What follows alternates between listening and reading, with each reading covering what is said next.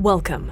You're listening to the Malcontent News Russia-Ukraine War podcast, the show that cuts through the fog of war and updates you about the ongoing conflict in Ukraine.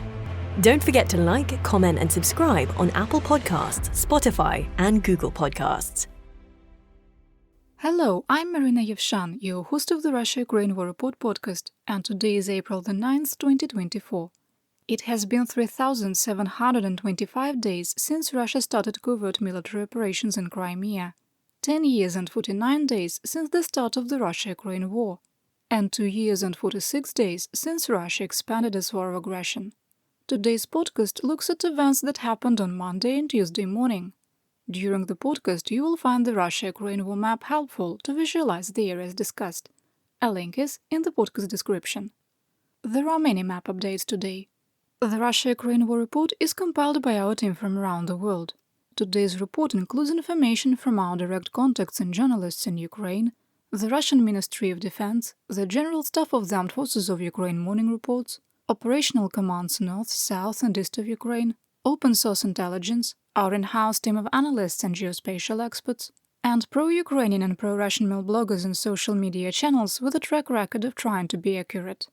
We have one mission, the truth, because the truth matters.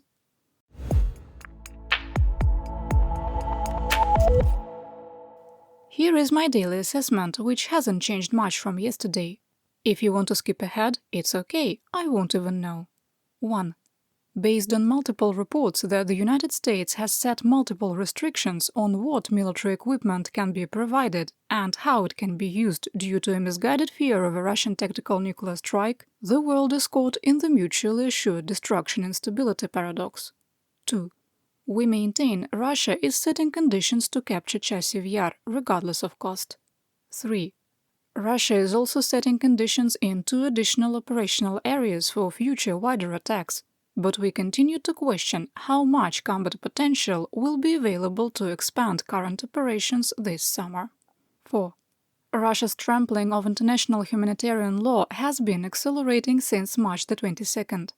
In our assessment, the willful ignoring of blatant Russian war crimes by international watchdogs will continue to encourage escalation. 5.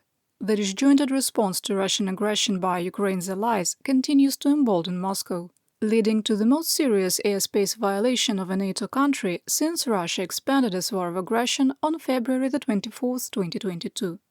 We maintain that the inaction by the United States and the excessively risk-averse rules of engagement forced on the NATO alliance are creating an environment ripe for a serious international incident. 6. We maintain that United States military aid to Ukraine has ended through January 2025, unless there is an unexpected change in political leadership. 7. The continued attacks on Ukraine's energy infrastructure have incrementally increased the chance of an intentional nuclear accident at multiple nuclear facilities in Ukraine, and the situation is more serious than what the International Atomic Energy Agency is reporting.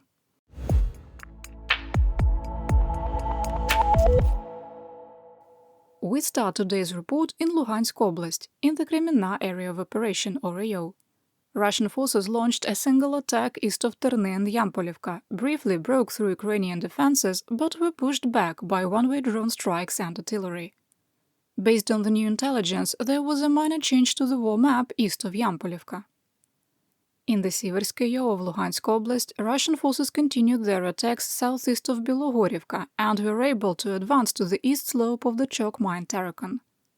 While this was a very small gain of only 50 to 100 meters, it is tactically significant if Russian troops can consolidate their gains and capture the top of the waste heap.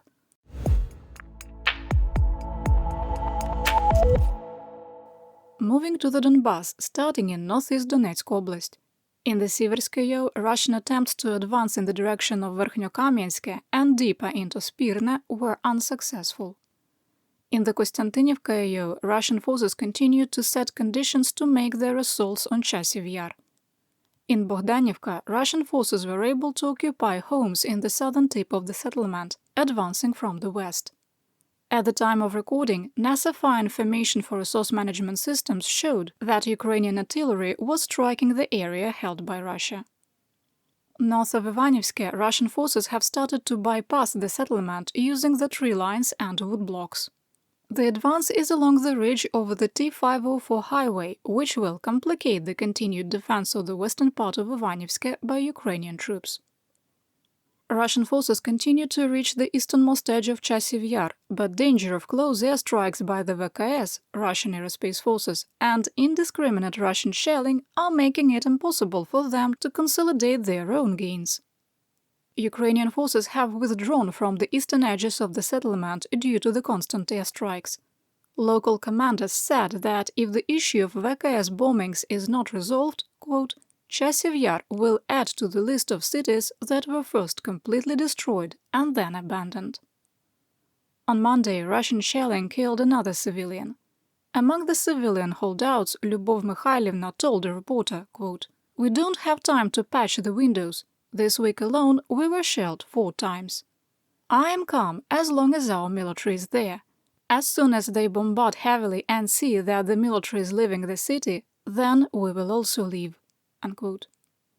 Heavy positional fighting continued in the areas of Klishivka and Andriivka with no change in the situation. In southwest Donetsk Oblast, the intensity of fighting was reduced in Avdiivka AO as Russian forces consolidated recent gains. Russian forces were pushed out of the eastern part of Novokalinovo, falling back to the first tree line west of the railroad grade and the H-20 highway. The heaviest fighting continued in the western part of Berdichi, with no change in the situation. Ukrainian forces shelled the Avdiivka coke plant for a second time in less than a week, with acrid black smoke rising from the complex. Russian forces were also pushed back in the southern part of Semenivka, with fighting continuing near Orlivka. There were multiple reports that Ukrainian forces pushed Russian troops back from the eastern edge of Netailova and reached the northwestern part of Pervomaiska. We moved the line of conflict west, but left the grey area unchanged. Russia struck the 5th and the 6th floors of a 9-story apartment building in Selidove, injuring 5, including a 16-year-old girl. Russia initiated 48 ground attacks across Ukraine, 20 in the Vuhledar AO. Russia launched a significant attack on Krasnohorivka from the south, regaining control of the mineshaft complex and advancing into the northeastern edge of the settlement. The attack was supported by an armored company of 3 tanks and 6 BMP infantry fighting vehicles, including one unusual up-armored tank nicknamed the Turtle. The entire tank was encased in metal plate, with only the barrel of the main gun poking out from the front. The design limits the range of motion of the turret and doesn't protect the turret ring weakness at the rear. We link to a video showing the improvised armor in the situation report. There's more information in the podcast description. Russia continued its assaults in the eastern edge of Georgievka with no change in the situation. Heavy fighting continued in the center of Novomikhailivka. Russian forces continued their subordinate attacks in the Staromlynivka AO. Russian troops made 2 more attempts to advance between Rivnopil and Staromayorske in the direction of Velika Novosilka, with both attacks failing.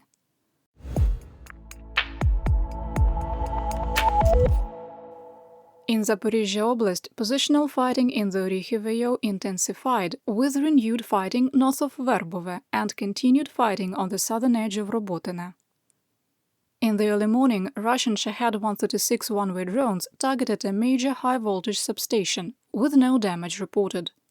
Later in the day, an Iskander-M short-range ballistic missile struck an industrial facility in Zaporizhzhia, with the Russian drone providing intelligence, surveillance and reconnaissance during the attack.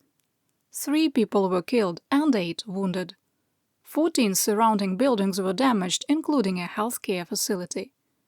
Russian propagandists couldn't get their story aligned, claiming the building was a logistics and barracks for Ukrainian troops, an ammunition depot, or a factory for drone and missile production. Russia has demanded a meeting with the International Atomic Energy Agency (IAEA) board after their likely false flag drone attack on the Zaporizhzhia nuclear power plant (ZNPP). The Russian ambassador to the United Nations accused Ukraine of shelling ZNPP as part of a, quote, daily practice. The false statement was made a day after the IAEA reported that the drone strikes were the first incident at the power plant since November 2022. During the UN daily press briefing, Secretary-General spokesperson Stefan Dujarric briefly addressed the drone strike, saying, quote, "I can tell you that the Secretary-General shares the concern raised by Rafael Grossi, the Director-General of the IAEA, regarding the drone strikes that hit the site of Ukraine's Zaporizhzhia nuclear power plant." Unquote. He also addressed the double-tap missile strike on Zaporizhzhia, adding that, quote, "The humanitarian coordinator here, Denise Brown, condemned attacks that took place on the 5th and the 6th of April in the east and south of the country, and local authorities reported dozens of civilian casualties in the cities of Zaporizhzhia and Kharkiv."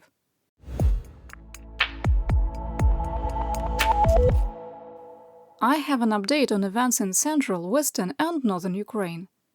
During the morning, Shahed 136 one-way drones targeted natural gas distribution infrastructure near Kryvyi Rih in Dnipropetrovsk Oblast. An explosion was reported, but natural gas service wasn't disrupted. Russian artillery positions near ZNPP repeatedly shelled Nikopol and Marhanets, with the region also attacked by one-way drones. The 330 kV electrical distribution system was targeted again, despite the critical connection to the nuclear plant. 2 people were injured with damage caused to civilian infrastructure, the electrical grid, and private homes. A Russian Kh-59 air-to-surface guided missile struck civilian infrastructure and an apartment block in Poltava, causing severe damage to several buildings. The overnight attack killed 1 and wounded 10, including 3 children. Officials in the Zhytomyr Oblast advised residents in Zvyagel to stay indoors and cancelled in-person classes due to toxic smoke caused by Shahed 136 one-way drones striking a fuel depot. In western Ukraine, near Lviv, debris from a Shahed UAV damaged a critical infrastructure facility. There was no other information at the time of recording. On Tuesday morning, bomb threats were called into all the shopping malls of Lviv, sparking evacuations. 4 Russian S-300 air defense missiles used for a ground attack struck the center of Belopilya in the Sumy Oblast, destroying the center of the town. 1 civilian was killed during the daytime attack, and 2 more were wounded.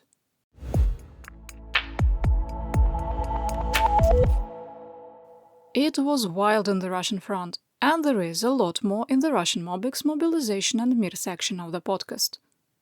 Bombs continue to fall off of Russian airplanes flying over Belgorod, with the 21st documented incident in the last 3 weeks. It remains unclear if the issue is with the bomb design, poor aircraft maintenance, untrained ground crews, pilot error, or a combination of factors. Belgorod region governor Vyacheslav Gladkov wants to withhold compensation from any businesses damaged by drone strikes if they haven't purchased and installed their own anti-drone electronic warfare systems. The demand is hollow, as business owners have few legal options to purchase their own air defense systems, and none of them are effective. There were 2 independent Russian reports that members of the Ministry of Internal Affairs and the Federal Security Service of Russia, FSB, were killed and wounded while examining a crashed Ukrainian drone at Morozovsk military airfield in the Rostov region. The drone was shot down during last week's attack and unexpectedly exploded. 1 person was reportedly killed and 6 more were wounded.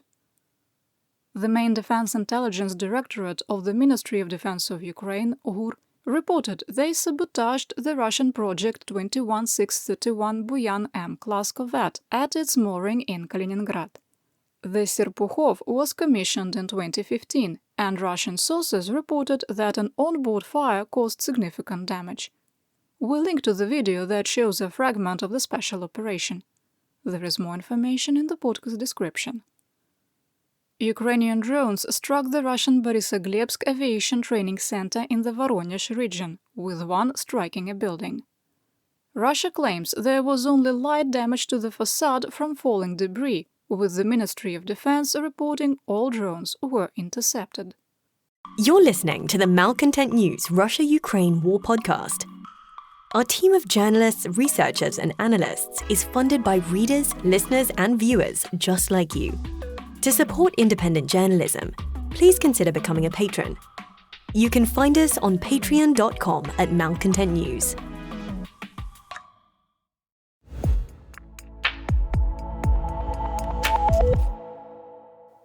Here is my theater-wide update. On the night of April the 8th and the 9th, Ukrainian air defenses shot down 20 of 20 Shahed-136 one-way drones launched by Russia. Speaking with the United States news agency CNN, President of Ukraine Volodymyr Zelensky said Ukraine will lose the war if the US does not provide additional aid. Quote, "It is important to address the Congress specifically. If the Congress does not help Ukraine, Ukraine will lose the war. If Ukraine loses this war, other countries will be attacked." Unquote. The issue of modifying Ukraine's mobilization laws continued to be debated in the Verkhovna Rada. The Law Enforcement Committee formally submitted its recommendation to mobilize convicts, but only those who committed certain crimes. German newspaper Die Welt claimed that Russia would be capable of building 900 Shahed-136 one-way drones a month by the end of 2024 and would increase production to 2,600 a month by 2026. The same report estimated Russian artillery production at 2.1 million rounds of all calibers per year and up to 130 long-range missiles a month. In our assessment, we are very skeptical of the Shahed production numbers, but we believe the missile and artillery figures align with reality. Ukrainian Mi-8 pilot Vitaly Pleka, who flew combat missions into Mariupol during the Russian siege, was killed in action in March. The mortality rate for helicopter crews flying out the wounded and bringing in supplies to Mariupol during the Russian siege was as high as 90%. Pleka was one of the best. Lithuania offered to dismantle all its shuttered power plants and send viable parts to Ukraine. Herman Halushchenko, the Minister of Energy of Ukraine, said that discussions would start immediately. The Minister of Climate, Energy and Communal Services of Denmark, Lars Agort, announced that $6 million was being transferred to Ukraine to support the restoration of the electrical grid. French defense company Nexter announced it would increase production of its Caesar 155mm self-propelled howitzer from 6 a month to 12. Minister of Defense of France Sébastien Lecornu announced the increase during a visit by US Secretary of State Antony Blinken. Nexter builds all components of the Caesar except their 6x6 truck chassis. US Congress returns to session today, enabling additional signatures to discharge petitions 9 and 10, which could force Speaker Mike Johnson to put a Ukrainian military aid bill up for a vote. Petition 9 has 191 bipartisan signatures and requires 27 more. Petition 10 only has 16 signatures and does not have broad congressional support. Adding to the pressure on Speaker Johnson, former Secretary of State Mike Pompeo appealed to Republicans to stop blocking aid to Ukraine. On Sunday, Speaker Johnson posted on Twitter, also known as X, his support for Israel with no mention of Ukraine, Taiwan or the US border. To say that his message was unpopular with everyone would be an understatement. If you find this tweet on Twitter, check out the comments. It is a political bloodbath coming from every direction.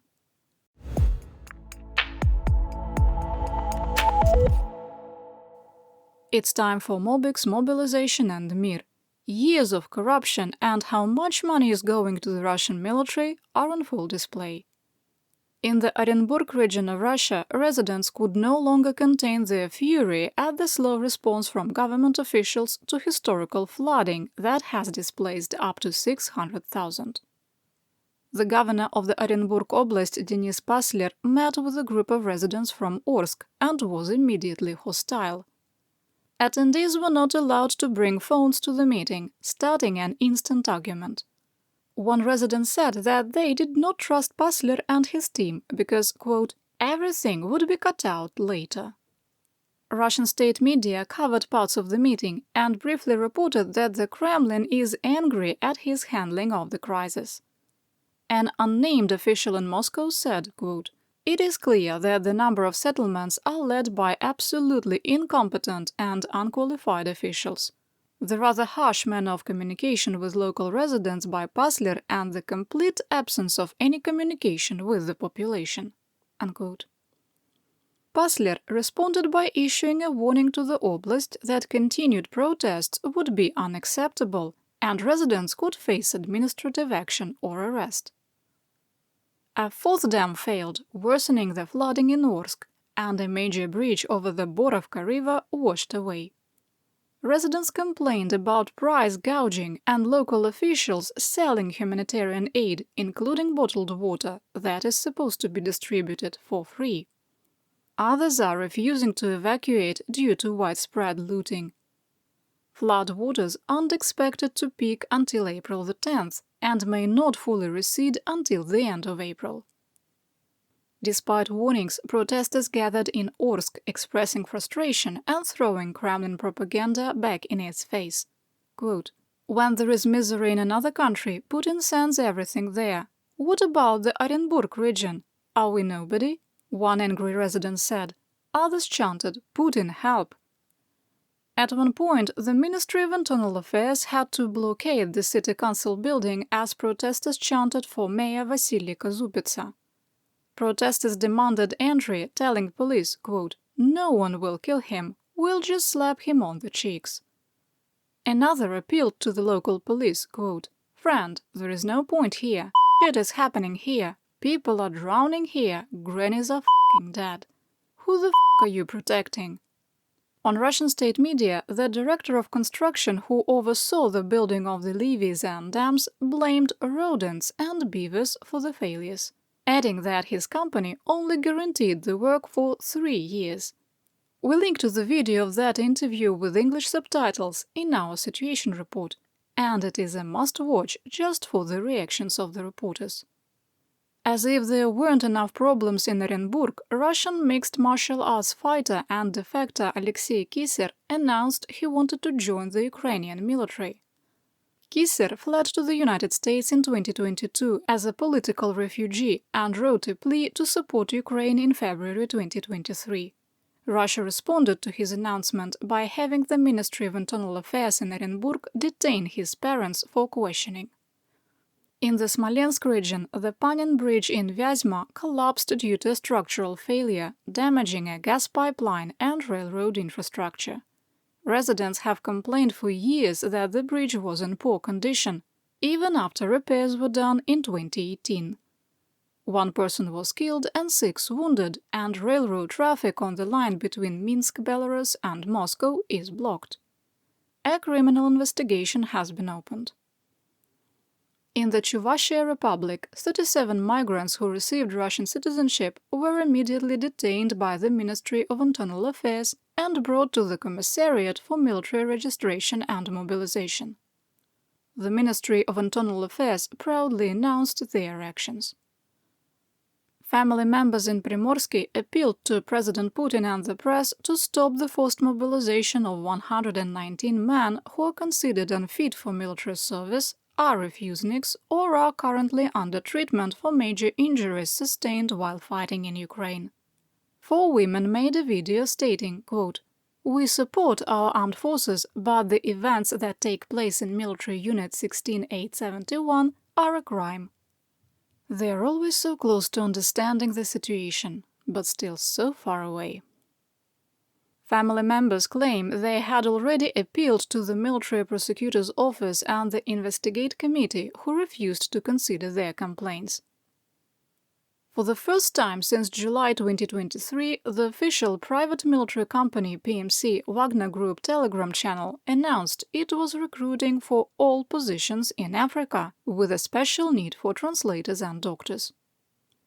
The recruiting drive started 2 days after former Wagner commander Andrei Kuznetsov announced that he was joining Chechen Ahmad and would bring 3,000 former Wagnerite mercenaries with him.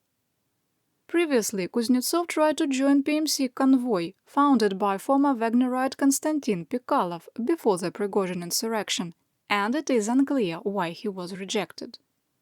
The announcement was not well received by surviving members of the PMCs. One former Wagnerite wrote, quote, "If tomorrow the Danube suddenly flows back, 98% would rather go to the redoubts, Hispaniola, airborne units and others. But we will never become meat for the jackals standing behind us with bayonets." Unquote. The chairman of the Russian State Duma, Deputy Vyacheslav Volodin, reported that Russia is short 30,000 doctors and the situation is getting worse. Almost 4,000 doctors have quit since November due to workload and low wages. To fill the gap, the United Kingdom Ministry of Defense reported Moscow is recruiting African doctors and permitting them to self-certify their credentials. A father from the Republic of Kalmykia accused a Russian officer of executing his son, Russian soldier Badma Manjiev. It is reported that the officer was beating another member of his unit from Bashkiria and he intervened. The commander then shot him.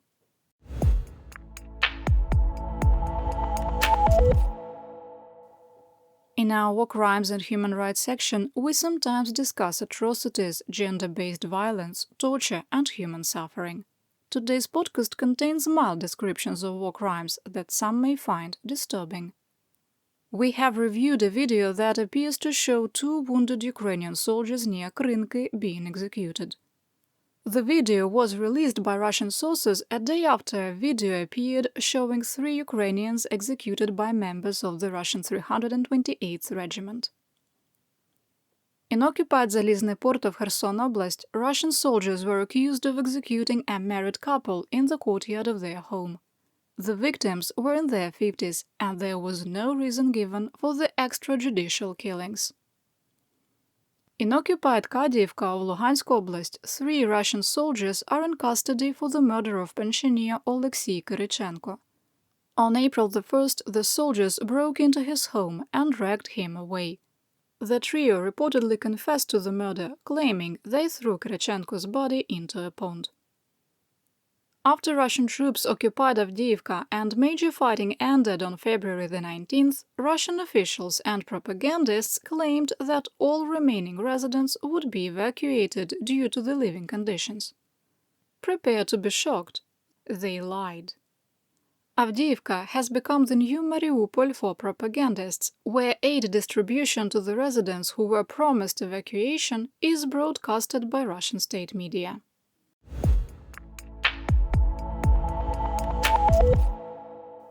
Closing today's podcast with economic news. Reuters Thompson reported that Russian officials had requested Kazakhstan provide 100,000 metric tons of gasoline to prevent possible shortages. Russia has lost approximately 15% of its total refining capacity and has been forced to close down 3 more refineries for emergency repairs and flooding. Kazakh officials denied the reports, and in 2022 the country banned exporting gasoline and diesel to Russia. The European Union has approved the continued duty-free export of agricultural products from Ukraine through June 5, 2025, with certain restrictions. Import quotas have been established on poultry, meat, eggs, sugar, corn, cereals and honey. And that's what we know. Your support of my home, Ukraine, helps us make history and protect the future for all. You've been listening to the Malcontent News Russia-Ukraine War podcast. To help keep us independent, please consider providing financial support by becoming a patron. Want on-demand news in your hand? Download the Google News app and make Malcontent News one of your favorites to receive breaking news updates. Thank you for listening.